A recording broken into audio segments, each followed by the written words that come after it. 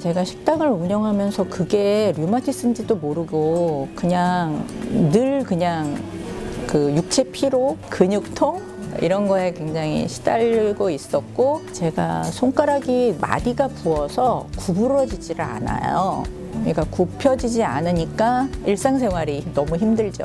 그리고 손가락이 아프다 보니까 뭐 손목이나 어깨나 어디가 어떻게 아픈지 모르게 온 전신이 다 몸살도 아니고 뭔지 모르게 그냥 고통스러웠어요. 밖에 나가면 사람들이 아프다는 얘기 하기 전에는 제가 류마티스 환자인 걸 모르죠. 그리고 선생님하고는 그냥 지금 한 7, 8년 정도 됐는데요. 그냥 가족같이 한 달에 한 번은 꼭 만나봐야 되는 분, 그러면서 잘 정상 유지하고 있어요. 선생님 말씀을 들으면 아, 내가 건강해졌구나.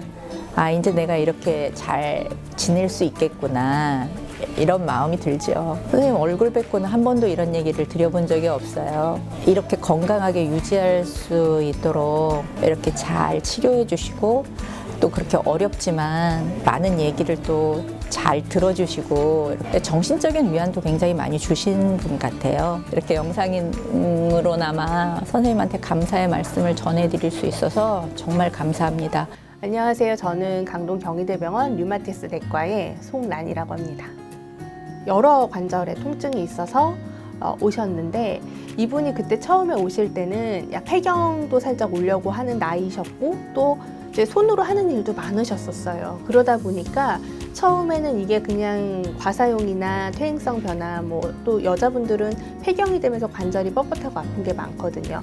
그래서 그런 쪽의 관절염은 아닌가? 그것도 확인을 했어야 했고, 이제 그럼에도 불구하고 너무 다발성으로 관절이 붓고 아프셨기 때문에 당연히 이제 류마티스 관절염이나 이쪽도 확인이 필요하신 상태셨어요. 그래서 검사를 했는데 결과적으로 실제 류마티스 인자나 류마티스 관련된 항체도 발견이 되고, 염증 수치도 높고, 관절도 다 이렇게 부어서 시노바이티스라고 하는 활막염이라고 하는 것들이 관찰되고 해서 류마티스 관절염을 진단을 했고요. 제가 처음에 병원에 왔을 때부터 거의 뵀던 분이라서 10년이나 11년 정도 다니셨던 것 같은데, 사실은 류마티스 환자들은 그렇게 장기간 치료를 하고 경우에 따라서 이렇게 자주 보게 되기 때문에, 또 저희가 예를 들어서 통증에 대해서 여쭤보잖아요. 아프셨는지를 여쭤보기 때문에 다른 검사 결과만 보는 게 아니라 실제 증상을 되게 중요시 여기니까 통증이라든지 피곤함이라든지를 여쭤보다 보니까 자연스럽게 그분들이 겪으셨던 개인적인 일에 대해서도 되게 많이 듣게 돼요.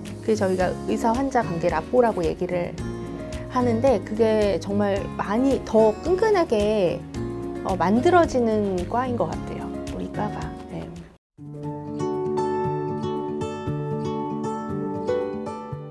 그렇죠. 관절염이 사실은 종류가 굉장히 많아요.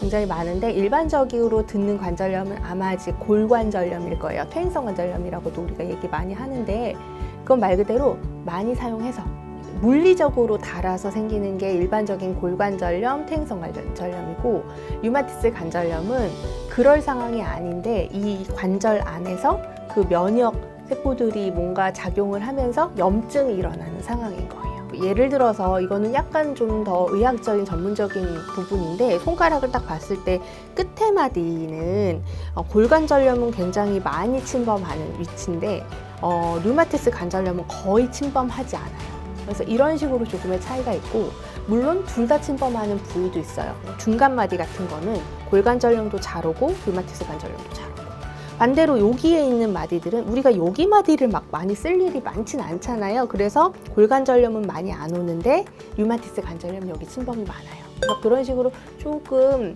분포하는 관절의 차이가 좀 있기는 해요.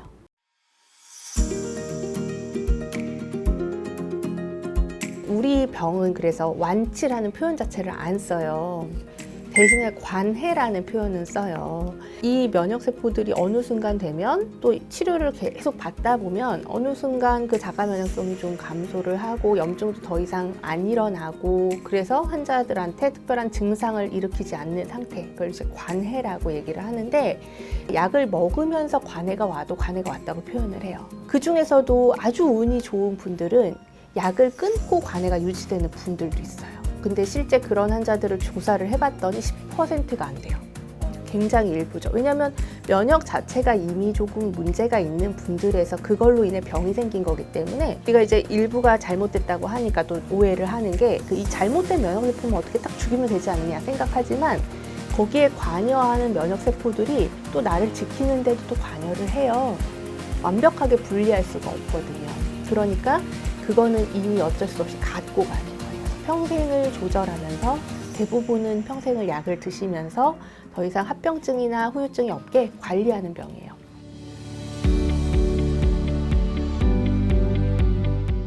실제 류마티스 관절염과 같은 관절염이 발생한 경우에는 그걸 그냥 무시하고 살 수 없을 정도로 아파요. 일상생활에 제한이 생길 정도로 말 그대로 이렇게 설거지도 못할 정도로 아파지기 때문에 병원을 옵니다. 오고 아침에 손이 뻣뻣한 증상이 1시간 이상 지속이 된다든지 증상이 사실은 나빴다 좋았다 왔다 갔다 하는 경우는 대부분은 과사용이나 퇴행성 변화로 인한 관절염이 많고요. 류마티스 관절염과 같은 우리 쪽 질환 때문에 병이 딱 생기는 경우는 나빠졌다 좋아졌다 하지 않고 계속 나빠져요. 네, 계속 나빠지고 또 세 번째로는 관절이 부어요.